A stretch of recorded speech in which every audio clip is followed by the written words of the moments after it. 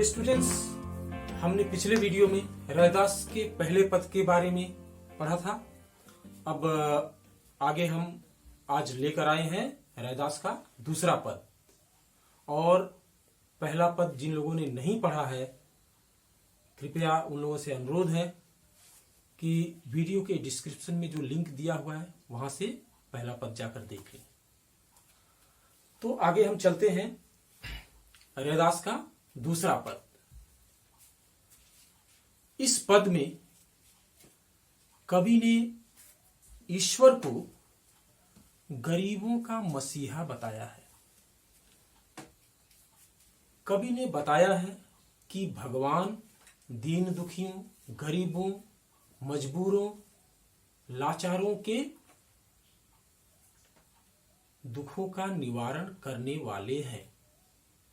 वे कृपालु हैं, दयालु हैं, जो दीन दुखियों पर दया करते हैं। मैं पद को पढ़ता हूं, कविता को पढ़ता हूं। ऐसी लाल तुझ बिन कौन करे। कवि कहते हैं कि हे लाल, हे ईश्वर, लाल मतलब ईश्वर, हे ईश्वर, दीन दुखियों पर तुम्हारी तरह भला दूसरा कौन दया और कृपा कर सकता है। दीन दुखियों, अछूतों, गरीबों पर तुम्हें छोड़कर, तुम्हारे सिवाय, तुम्हारे अतिरिक्त कोई और कृपा नहीं कर सकता। वे आगे कहते हैं, कवि आगे कहते हैं, गरीब निवाजू गुसैया मेरा।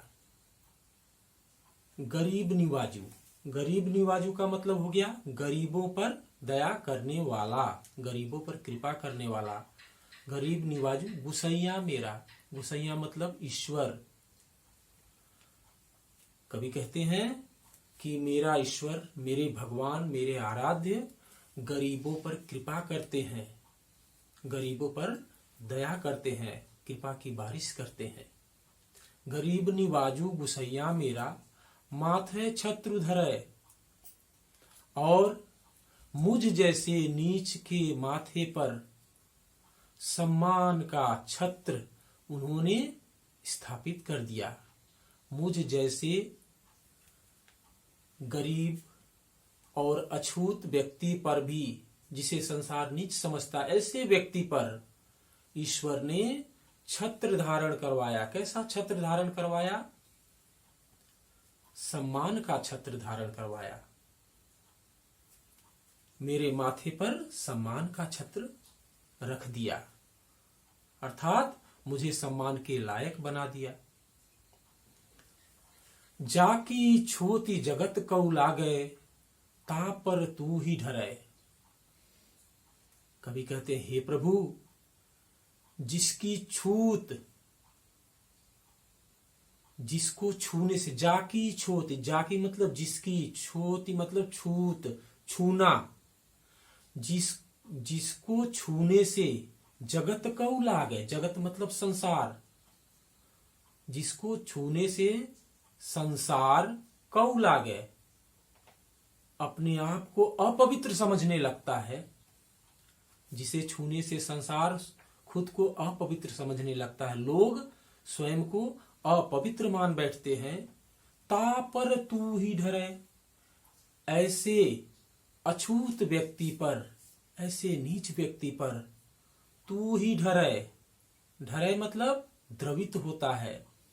ऐसे अछूत व्यक्ति पर तुम कृपा करते हो, तुम द्रवित होकर, ऐसे अछूत व्यक्ति पर तुम द्रवित होकर उसे सम्मान दिलाते हो, उसे ऊंचा स्थान दिलाते हो, उस पर तुम कृपा करते हो।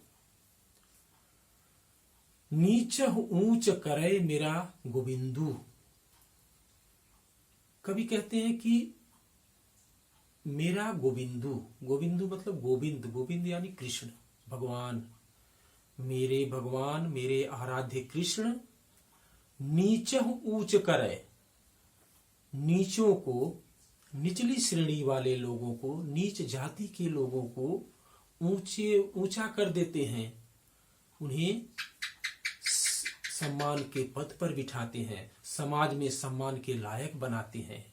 ऊंचहु नीच करे मेरा गोविंदु, सॉरी, नीचहु ऊंच करे मेरा गोविंदु। नीचों को, जो जिन्हें यह संसार नीच समझता है, छोटी जात का समझता है, ऐसे नीच को भी भगवान ऊंचा पद प्रदान करते हैं, ऊंचा स्थान समाज में दिलवाते हैं। नीचे ऊंच करे मेरा गोविंदु, काहू ते न डरे, और ऐसा करने में वे किसी से नहीं डरते।